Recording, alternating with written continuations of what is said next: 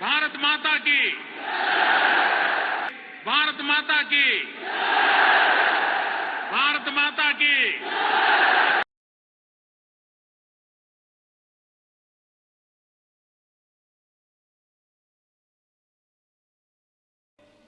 கூலி வேலை செஞ்சாவது வைத்த கல்வி அதில் கிடைக்கிற நிம்மதி சந்தோஷமும் சத்தியமா அந்த தொழில கிடையாது.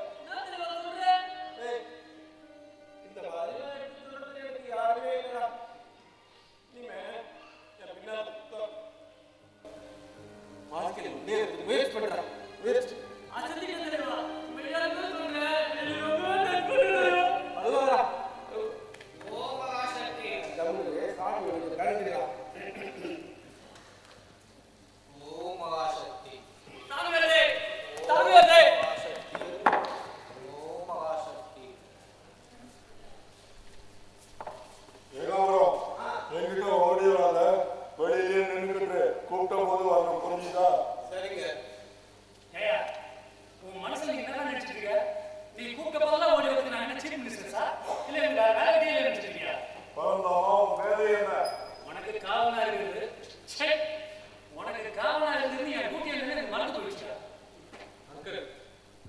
நானும் ஜெயஸ்ரீயும் கணவன் மனைவி. அதை நீங்க சொல்லி நான் தெரிஞ்சுக்கணுமா?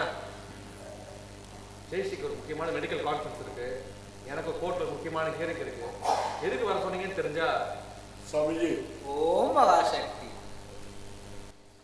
இந்த ஃபைல்ல நம்மளை பத்தின எல்லா விவரமும் இருக்கு.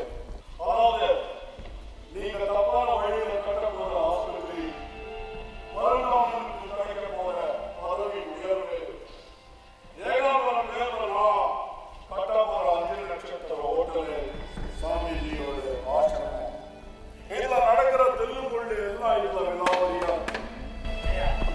இதெல்லாம் ஏற்கனவே நமக்கு தெரிஞ்ச விஷயம் தானே. இதை சொல்லுங்க எங்க கூப்பிட்டு மருத்துவமனை திறப்பு விழா, பதவி உயர்வு, அடிக்கல் நாட்டு விழா, ஆசிரம துவக்கம், இதில் எதுவும் நடக்க போவதில்லை.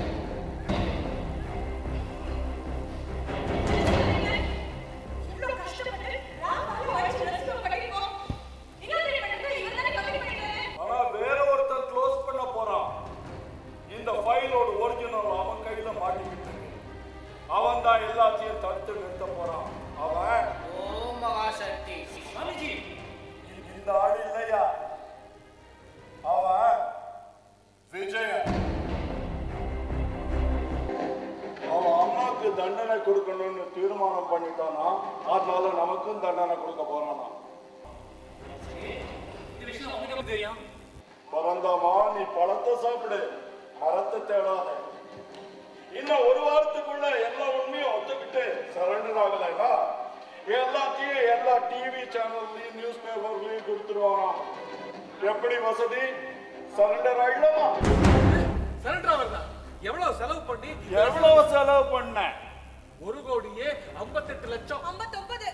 அதுல ஒரு செங்கல் அது உங்க சொந்த காசுல வாங்கியிருப்பீங்களா? என்னங்க இது?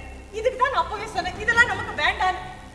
பேருக்கும் பணத்துக்கும் புகழுக்கும் ஆசைப்பட்டேன். இப்ப மொத்தமா எல்லாம் போயிட போகுது.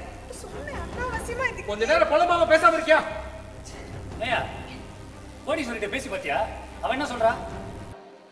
கோடீஸ்வரியை பார்க்க முடியல, ராதாட்ட தான் பேசினேன். அவ தான் என்ன சொல்றா? உழுகுறான். என்னென்ன? கோடீஸ்வரி ஊர்லயே இல்லையாமா, இன்னும் எந்த தீர்மானமும் எடுக்கலையா. அதனால தான் உங்களை எல்லாம் வர சொன்னேன். நாம தான் ஏதாவது முடிவு எடுத்தாகணும். நீங்க விஜய் உங்க ஃப்ரெண்ட் தானே, நீங்க வேணா பேசி பார்க்கலாமே. அவன் நேச்சர் எனக்கு நல்லா தெரியும். மட்டும்தான் நான் பேசி பார்க்கறேன். ஏன் சுவாமிஜி, இத பத்தி நீங்க ஒண்ணுமே சொல்லலையே?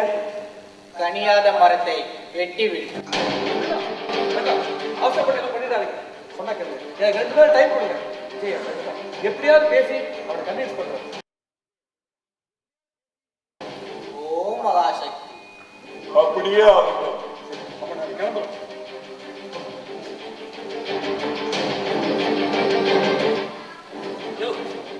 நான் ஸ்டேஷனுக்கு போறியா? என்ன சரண்டர் ஆக போறியா? ஓ, டியூட்டிக்கு போறியா? தமிழரசா, ஏகாம்பரத்தை வர சொல். சரி சார். ஏகாம்பரம் கூப்பிட்டீங்களா? ஏகாம்பரம், மரத்தை வெட்டி விடு. அந்த ஒரு வேலையை தாங்க நான் இன்னும் செய்யல. சென்னையில ஏதுங்க மரம்? எல்லாம் தான் பூச்சை. ஆமா, என்ன மரம்? சவுக்கு மரமா சந்தன மரமா? யாம் கூறியது மனித மரம். கொலை பண்ணணுமா? தலைவரை பக்கத்துல வச்சுக்கிட்டு என்கிட்ட சொல்றீங்களே, கொலை பண்றதுன்னா இவர் ரொம்ப கில்லாடி ஆச்சுங்களே. ஏகாம்பரம் சொன்ன வேலையை செய்யதான் உனக்கு சம்திங் கொடுக்குறீங்க தெரியும். ஆமா, மரத்து பேர் என்ன? விஜயன்.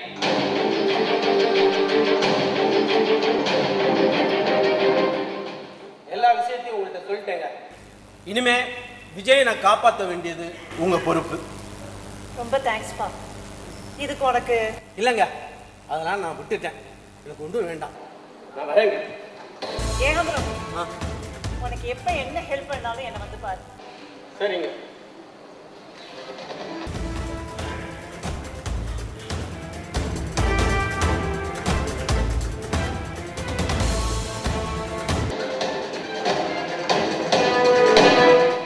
பாப்பா விஜய், உன்னை பத்தி தான் நினைச்சிட்டு இருந்தேன். நானே உன்னை பார்க்க தான் கிளம்பினேன். என்ன பார்க்கவா? எதுக்கு? விஜய், நீ யாரை எதிர்த்து போராடுறேன்னு உனக்கு தெரியாது. என்னோட பண பலத்தால இன்னைக்கு அவங்க எல்லாரையும் நான் கட்டுப்படுத்திட்டேன். ஆனா எத்தனை நாள் கட்டுப்படுத்த முடியும்? இங்க பாரு விஜய், நான் சொல்றத கொஞ்சம் கேளு. நீ பேசாம இந்த ஊரை விட்டு போயிடு. உனக்கு எல்லா ஃப்ளைட் டிக்கெட் நிறுத்துமா. உன் வியாபாரத்தை மறுபடியும் ஆரம்பிக்காத. நான் இந்த வீட்டை விட்டு வெளியில போனப்போ சொன்னது ஞாபகம் இருக்கும்னு நினைக்கிறேன். எனக்கு என் பழைய நேர்மையான அம்மாவை நான் மறுபடியும் பார்க்கணும். அதே வாக்குறுதியை தான் நான் பூமாதேவிக்கு. அவ பேச்ச எடுக்காத. கரெக்ட்.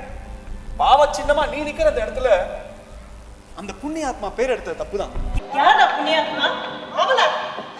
அவளால் தாண்டா உன் உயிருக்கே ஆபத்து. ஆமா, அவளுக்கும் உனக்கு என்னடா தொடர்பு?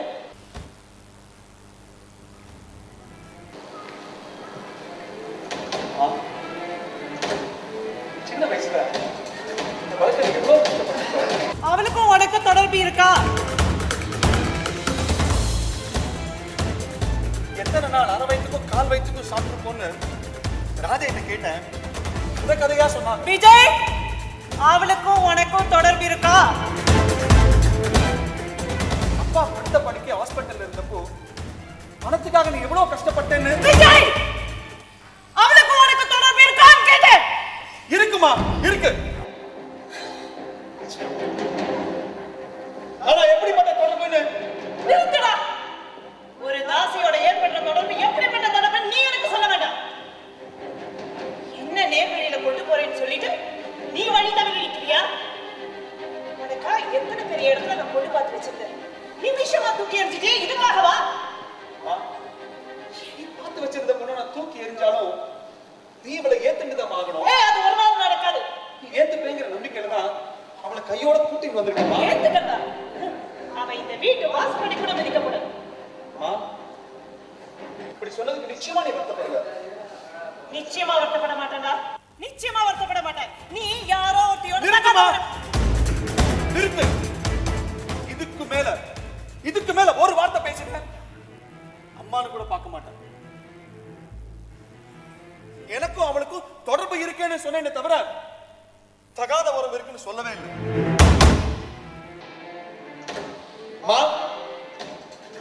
உன் பொண்ணுக்கும் எனக்கும் எப்படிப்பட்ட தொடர்பு இருக்க முடியுமோ அதே தொடர்பு தான் எனக்கும் அவளுக்கும் இருக்கு.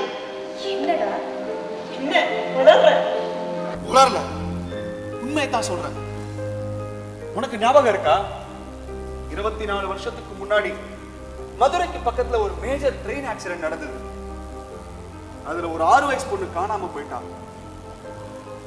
நீ பறி கொடுத்த லக்ஷ்மிங்கிற அந்த பொண்ணு தான் இப்போ பூமாதேவிங்கிற பேர்ல என் கூட இருக்கா.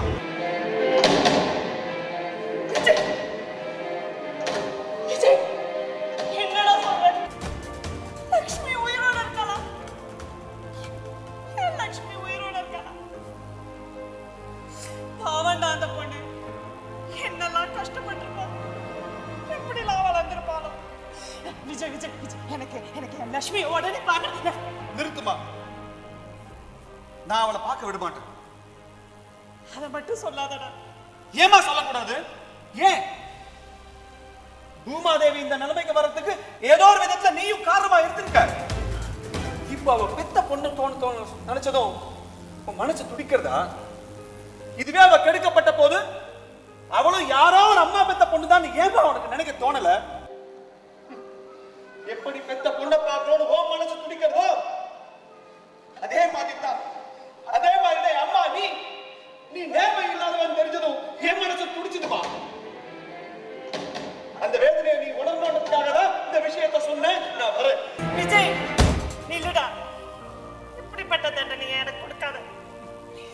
இப்படிப்பட்ட தண்டனையா? நீயாவது செஞ்ச தப்புக்கு தண்டனை அனுபவிக்கிற. ஆனா நான் எந்தவித தப்பு செய்யாத எனக்கு தாங்க முடியாத அதிர்ச்சியை கொடுத்தியே. அதை விட இது ஒண்ணுமே இல்லம்மா. விஜய் என்ன மன்னிச்சிடுடா. மன்னிச்சு ப்ளீஸ். மா, எனக்கு நியாய வழி தவறி பழக்கம் கிடையாது. உன்னை மன்னிச்சேன்னா நானும் சுயநலவாதி ஆயிடுவேன். உன்னை மன்னிக்கணும்னா நான் அவங்களையும் மன்னிச்சாகணும். அது சரியில்லைம்மா. விஜய் நான் இனிமேல் நேர் வழியில நடக்கிறேன்டா. என் பொண்ணை பார்க்க விடுறான். தப்பு பண்ணவன் திருந்தணும். ஆனா செஞ்ச தப்புக்கு தண்டனையே இல்லாம மட்டும் தப்பிக்க கூடாது. இதுதான் நான் ஆர்மியில கத்துக்கிட்ட பாடம். நான் சத்தியமா இனிமேல் நேர்மையான வாழ்க்கை வாழறேன்டா. வெறும் வாயால சொல்லாத, நேர்மையா வாழ்ந்து காட்டு. உன் பொண்ணை நான் உனக்கு காட்டுறேன். இத சொல்லிட்டு போகவா வந்த? அம்மா, உனக்கு எனக்கு 1000 பிரச்சனை இருக்கலாம். அதுக்காக உன் பொண்ணு உயிரோட தான் இருக்கா, அதுவும் இந்த ஊர்ல தான் இருக்கான்ற உண்மையை அவளுக்கு தெரியப்படுத்தலைன்னா அதுவும் தப்புதாம்மா. இப்படிப்பட்ட நரக வேதனை எனக்கு வேண்டாம். அதை விட நான் உயிரையே விட்டுடுவேன். உன் பொண்ணை பார்க்காம நீ உயிரை விட மாட்டேன். விஜய், அவளை நான் பணைய வைக்கல, உனக்கு புரிய வைக்கிறேன். விஜய் ப்ளீஸ். இந்த ஆர்மிக்கார கிட்ட காம்ப்ரமைஸ்க்கு இடமே கிடையாது. அதே மாதிரி கொடுக்க வார்த்தையை தவற மாட்டேன். நீ நேர் வழியில வா, உன் பொண்ணு உனக்காக காத்துக்கிட்டு